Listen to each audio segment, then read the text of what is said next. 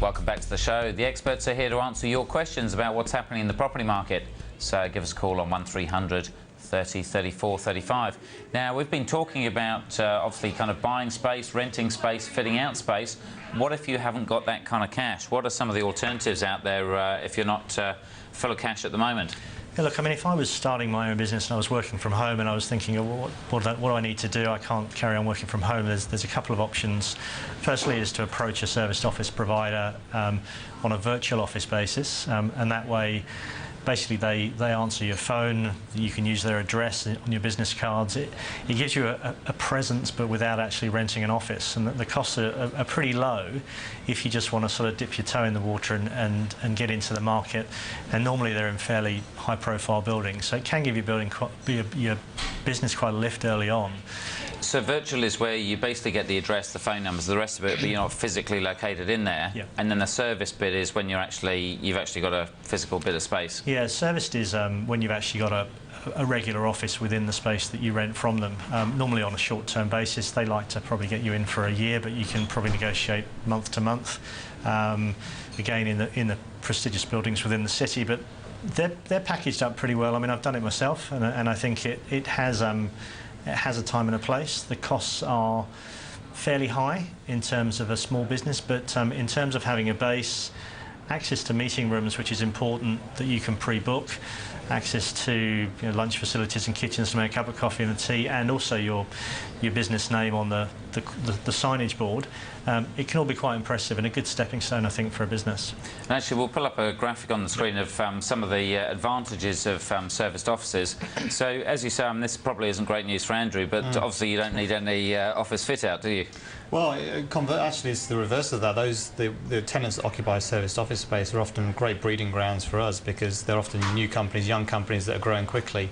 So, they then go and take a commercial lease somewhere else. So they become small work for us. You can go and target them. Absolutely, but also some of the big corporates would, typically rent a lot of serviced office space for a major project, or if there's a major infrastructure project for a company, they may put 100 people into that serviced office space. So all of a sudden you may get some connections with companies like that. And what's interesting, Chris, I think it's worth pointing out that those big corporates that are probably not in Australia, that are overseas, that are looking to start businesses in Australia, very often they go into serviced offices just to sort of see how the business is going, and they're normally in for a year or two, get the staff, get the business running, and then they expand. So it's often see a lot of big internationals going into those environments. Because you can literally just turn up and start. There's a phone there, there's secretaries there, all that kind of stuff as well. Yeah, they're ready to go, sort of plug and play. You just turn up and you're away. Your internet access is there, your phone access is there. So your business can physically start from day one. And also important to say that you end up in a location that you probably wouldn't be able to afford if you were taking the lease yourself. So, some of these serviced offices are in very, very expensive real estate.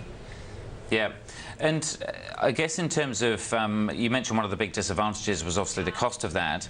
How much would it, if you can, equate to a square metre, if that's the way to do it, compared to renting it over 5 years or so?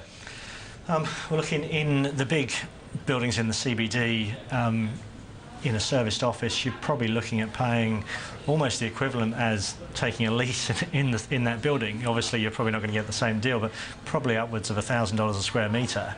But obviously, they're built into that cost, all the support staff and all the electric. So it's a total cost, but it's almost not worth actually working that figure out if you're thinking about it, because you look at it, and if you do make the comparison with a regular office, you can't equate the two, unfortunately. The office is probably the next step after that serviced office that you've been in. But if you need the serviced office, I think they're good tools to get started. So if you're kind of testing the business out, if it's a new thing, you're not sure how quickly you're going to expand. Absolutely, but I think also, and I've learned a lesson here because I've done it, you can still negotiate those short-term leases within serviced offices, and if there's any serviced office operators watching, they're probably going to wince, but you can do it, and even in a small way, negotiate yourself another desk, some meeting room tables in your room, some extra furniture, some free meeting room use, anything just so that you get a little bit of a win under your belt. And is there much of a stigma, I guess, around the serviced office to say, well, you're not really a proper business, you're a kind of a bit of a start-up, or is it just seen as these days, well, people are going virtual, you don't have to be sitting. I mean, I live on the harbour, and so I look at the harbour every day rather than commute to the city. Is it just a different way that people work these days? Yeah, look, I think it's accepted. You know, I think the virtual is very clever, and you could be anywhere. But I mean, it's the same as you having your BlackBerry with you. You could work from anywhere. So I think in terms of the stigma, I'd say no, there's no stigma. I think people understand that small businesses either don't need to grow to expand into lease space, and some stay quite small. And for sole traders or people with 1 or 2 people within the business, it works really well, you know. But I just think you just need to manage the costs. Because I guess for some people as well is, rather than getting the whole cost of organising a secretary and paying 40 or 50 grand for staff, to be able to pay them by the hour or pay them per thing that they do, Yep. must be quite an advantage as well. Look, I think it is. I mean, my experience, I don't know whether yours is the same, Andrew, because we've both been in service offices, but mine was those add-on secretarial services. I don't think that many people use, because most people are proficient themselves and are fairly standalone with printers, and a lot of stuff is sent electronically these days. So, you know, it's good to have that support staff, but you know, I'd question paying a huge amount for it. I don't know whether that's your same. Yeah, absolutely. Yeah, I mean, the general rule of thumb with service offices is if you go to the toilet, you've got to pay for it. So you've really got to be careful in what additional things you're asking for in the service office. And what are some of the other things? Like, can you take shorter leases than taking a 3 or a 5 year? Are there kind of like things like service rentals, like when you go on holiday, rather than going in a hotel, you go for a bit of an in-between? Do they have those kind of things? Definitely. Look, 6 months to 12 months are pretty common, and then month to month if you want the flexibility. And you know, you don't have to have that huge commitment of signing for a 3-year term. And the other good thing with serviced offices is that you can grow within the same office environment. You know, if you're 2 people and you're going to be 4, you can take an office on the same floor around the corner, keep your same number, keep the same staff, same building. So companies do grow within the environment of a serviced office. There obviously comes a point where it becomes uneconomic to stay and worthwhile moving to an office. And when you move to that next office, that's when you can still go for perhaps a shorter term lease. You don't have to immediately go for a 5-year lease. And is there much of a market for sharing? So obviously a lot of people go and buy their own unit in residential, let it out to a mate or put an advert in the paper, and obviously there's quite a few ads out there. Same thing in commercial space?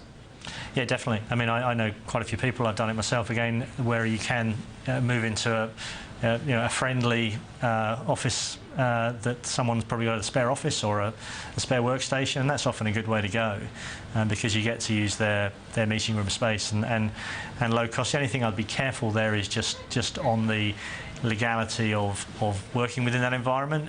It's all very nice when people are working happily together and we're all friends and maybe sharing business, but things do go wrong sometimes, and you just need to be careful you're not so have some kind of lease or some kind of agreement between you? Yeah, I think so, yeah. I mean, obviously some formal subleasings within offices do require formal subleases and approvals, but informal arrangements where you're popping in once or twice a week, probably get away with. Sure. Last couple of minutes on the show. Andrew, quick couple of tips from you. Doing your office fit out, what to be aware of? Well, I think making sure you set your budget very early on and you guide your design team in the right way to that budget. That's probably the key to getting the budget result that you want.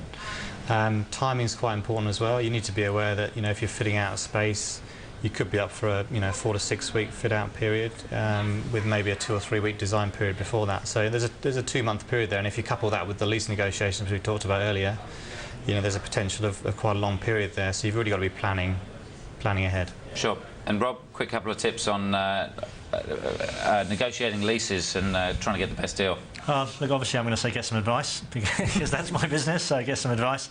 But I think don't be afraid to ask. I think even if you do want to do it yourself, you know, you have to negotiate hard. The landlords are there with a team of researchers, a team of analysts. You need to understand that they're not your friend necessarily.